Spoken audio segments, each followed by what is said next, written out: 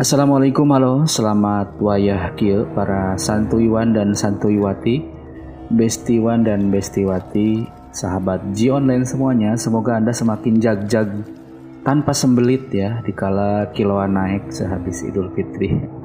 Oke, kali ini kita akan mengutak-utak film dari negeri Upin dan Ipin yang berjudul Khurafat atau bersekutu dengan syaiton. Film ini diawali dengan penampilan di mana ada sebuah keluarga yang sedang beribadah sholat berjamaah dengan khusyuk. Yang laki-laki namanya Johan, kemudian istrinya bernama Aisyah, ayah adiknya Johan, dan juga si emaknya Johan, mamahnya. Nah, selanjutnya scene beralih pada seorang cewek ini yang bernama Ana yang sedang jogging ria ya di diskotik. Nah, Ana ini adalah mantan kekasih Johan yang senang berajrug-ajrug ria di kafe Batu Hiu nampaknya ini ya. Oke, kembali ke Johan yang sedang berjalan dengan Pak Imam, seorang ajengan atau kiai lah kalau di sini mah ya. Nah, terkejut pula Pak Imam ini ketika ada yang beritahu seorang laki-laki ini kesurupan. Wah. Kemudian Pak Imam membacakan ayat-ayat suci Al-Quran pada si laki-laki yang bernama Aziz ini ya. Si setan ini ternyata malah menantang dan bilang mau terus selamanya mengganggu orang ini. Akhirnya terjadi pertarungan yang sangat sengit antara si iblis dengan Pak Imam. Sampai akhirnya orang ini pun meninggal dunia. Innalillahi wa inna. Nah, betapa terkejutnya Pak Imam, ternyata dia menemukan sebuah bungkusan kuning di bawah rumah Aziz ini ya. Dan Pak Imam mengatakan bahwa ini adalah perbuatan khurafat, syirik, bersekutu dengan setan, bersekutu dengan iblis. Oke, scene beralih ke anak yang ketakutan karena habis teler berat. Wah, teler berat, emosi karena siapa orang yang disukainya ternyata sudah menjadi suami orang. Wah, ternyata si anak ini pelakor ya. Dan ternyata yang jadi bekas kekasihnya itu adalah si Johan, orang yang nampaknya tadi sudah bertaubat ya. Nah, Johan yang sedang berjalan tiba-tiba mendengar suara tangisan perempuan di sela semak-semak pohon. Betapa takutnya Johan, ternyata. Dan akhirnya dia ketemu dengan Aisyah, istrinya yang menyusul dia ya. Aisyah tunggu abang lah. Oh, ternyata setelah tibanya di rumah, Mak Johan dibujuk oleh Johan untuk pindah ke Kuala Lumpur bersama istrinya tentu saja. Dan ketika malam tiba, Aisyah yang sedang tidur tiba-tiba dikejutkan oleh sesuatu yang rereketan. Kemudian Aisyah mengeceknya dan tiba-tiba betapa terkejutnya Aisyah ketika melihat penampakan hantu perempuan yang ternyata itu hanya mimpi ya. Nah, Jura sahabatnya Ana protes kepada Johan karena dia meninggalkan Ana. Nah, ternyata Johan ini meninggalkan anak, maaf belepotan ya, karena Ana tidak mau merubah sikap yang selalu bermaksiat dan berkutu dengan setan gitu karena perbuatan maksiatnya itu ya, dugem begitulah. Dan juga ternyata ini si Johan bertugas sebagai penjaga kamar mayat. Dapat banget ini horornya ya. Nah, ketika sedang mengecek satu mayat gitulah, dia terkejut ternyata jenazahnya tiba-tiba keluar lagi.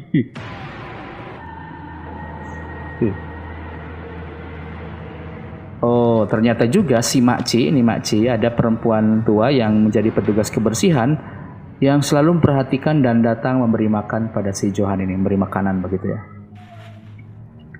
Ketika sahabatnya mengajak makan, tiba-tiba Anna datang dan memelas-melas kepada Johan untuk tidak meninggalkannya.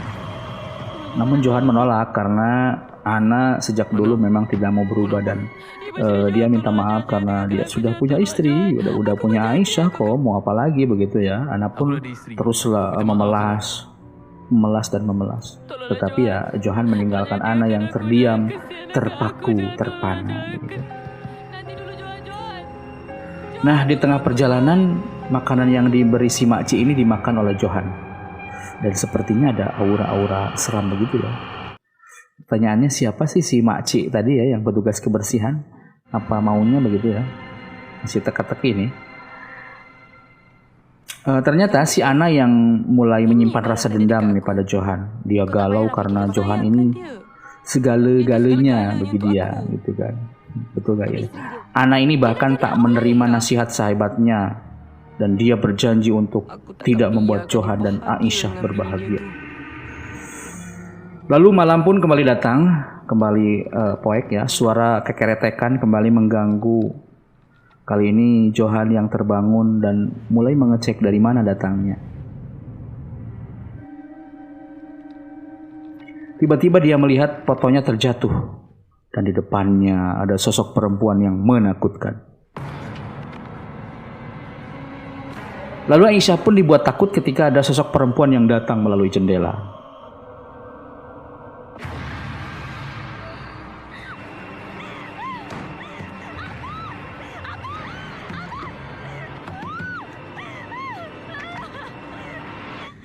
Untungnya saja Johan keburu datang. Lalu kemudian ada yang memanggil nama Johan. Di sana terlihat Anna datang bersama sahabatnya. Aduh, benar-benar ini si Anna sudah poek ya. Cinta modar sama Johan. Jigana mun kuno nonton mah jigana disosor wae lah ya teh. Anna meminta Aisyah untuk melepaskan Johan demi dia. Akhirnya Johan pun mengusir Anna. Karena dendam, seketika Anna mau menyerang Aisyah. Dan akhirnya kaprot ya. Nah esoknya ketika si Johan ini curhat sama sahabatnya tentang permasalahannya yang sering diganggu makhluk-makhluk gaib ya, tiba-tiba si makcik ini datang dan mau memberi makannya lagi. Karena emosi, akhirnya si Johan pun membuang makanan si makcik. Dan di rumah emaknya Johan ini batuk-batuk muntah darah ya, dan akhirnya Johan pun ditelepon Aisyah yang membawa si emak ini ke rumah sakit. Nah, di tengah perjalanan pulang ke rumah sakit nih, mau pulang ke rumah sakit dari rumah sakit pulang ke rumah, Aisyah seperti dibuntuti sosok hantu perempuan sampai akhirnya ia balik lagi ke rumah sakit menemui Johan dan akhirnya minta diantar pulang. Kemudian Anna yang sudah edan ya, tiba-tiba saja mengamuk di rumahnya sambil menyayat-nyayat tangannya dengan pisau. Johan yang ditelepon Zura pun datang dan dengan si Aisyah ini ya, dan mencoba membujuk Anna untuk tidak bundir alias bunuh diri. Nampaknya cintanya sudah setengah edan si Anna ini ya. Dan betapa terkejutnya setelah pintu didobrak, Anna sudah terkulai lemas pingsan dengan penuh lumuran darah. Nah, Johan yang sedang menunggu emak di rumah sakit kembali diganggu oleh makhluk gaib. Astagfirullah, ternyata mimpi ya. Dan si makci yang suka ada di tempat kerjanya ternyata juga berseliweran di sana ya. Akhirnya jadi penasaran, siapa sih? Ada apa ini? Si makci ini mencurigakan ya. Dan akhirnya si Johan besoknya mencari si makci.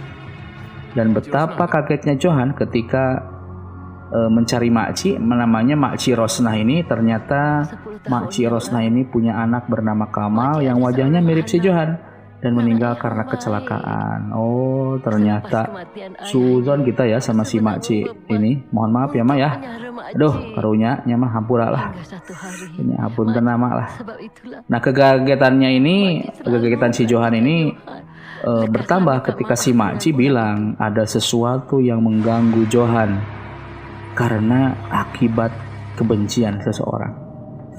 Akhirnya malam pun kembali serem. Johan datang ke rumah si Ana, maksudnya mau minta maaf ya. Serem lagi nih. Betapa kagetnya dia ketika melihat Ana sudah terbujur kaku dengan tubuh penuh luka. Innalillahi wa inna ilaihi raji'un. Ternyata si Ana ini sudah tewas ya karena bundir. Akhirnya Johan pun mulai menyesal karena merasa ini semua akibat kesalahannya.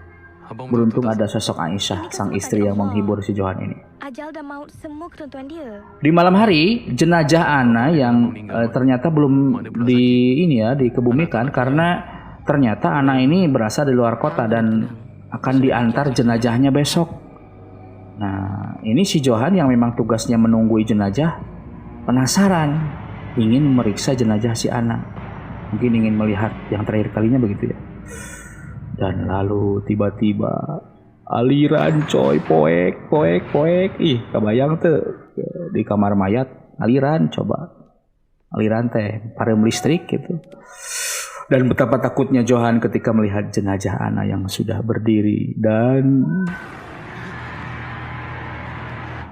bobok lagi ternyata cuy ya jenazahnya. Siun lah. Besoknya Johan yang mau mengurusi jenazah Ana keluar kota berpamitan pada Aisyah dan emak.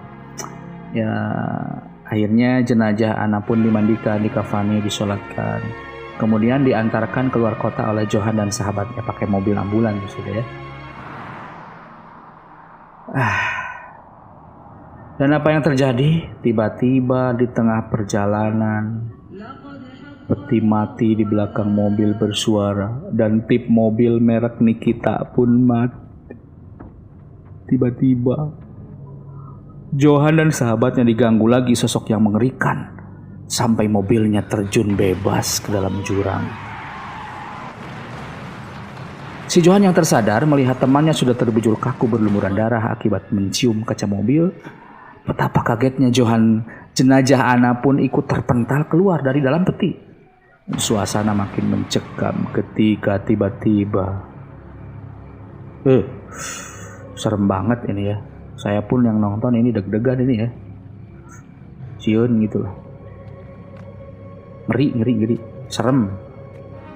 Dan akhirnya Johan pun ternyata menggendong jenazah Ana di dalam hutan mencari jalan keluar. Alamak. Ribaladna kemana atuhnya ditinggalkan ya. Ngeri, pokoknya ngeri. Coba bayangkan di tengah hutan menggendong jenazah coba. Dan betapa kagetnya Johan ketika dia tikarijet ya, dan jenazah Ana ini tigoreleng menggelinding begitu. Kemudian jadi mayat hidup serta mengejar-ngejar Johan di tengah hutan.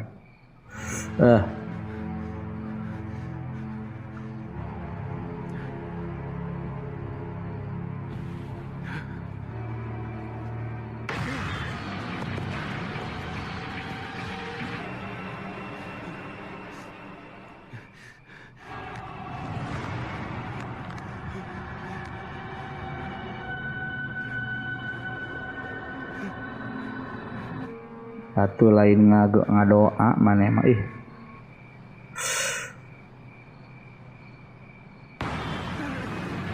Kemudian si Johan ini ngebecir sebecir-becirnya ya, seedun-edunnya. Dan kemudian bayangan waktu awal perkenalan dengan anak pun muncul. Oh, ternyata si anak ini awalnya menolak si Johan, kemudian menghinanya. Sampai dia menyiram air pada mukanya si Johan. Karena tidak terima, si Johan ini akhirnya mencari dukun untuk memelet si anak ini dan memakai menjimatnya dari mayat seorang perempuan. Ternyata ya, akhirnya karena guna-guna pelet inilah si Ana jadi cinta mati sama si Johan. Dan ternyata amanat si dukun ini adalah jangan sampai si Johan ini mengkhianati si Ana. Maka kalau mengkhianati dia akan terus dihantui sampai kapan? Wah, ini ya. Akhirnya Johan pun mengakui kesalahan di tengah pelarian di tengah hutan. Telat atau terlambat, Mang. Sepatutnya tinggalkan kau. Aku buat silap, Ana. Beruntung sekali ya Johan menemukan jalan raya di dalam pelariannya. Sampai di rumah, Johan yang mencari-cari Aisyah ternyata nggak ada. Dan ketika dia pulang, dia menemukan seseorang sudah meninggal dunia. Dia ingat sama si emak. Dia dekati, dia menangis memanggil nama-nama emak. Dan betapa terkejutnya Johan ketika yang meninggal itu ternyata bukan emak, tapi Aisyah sang istrinya.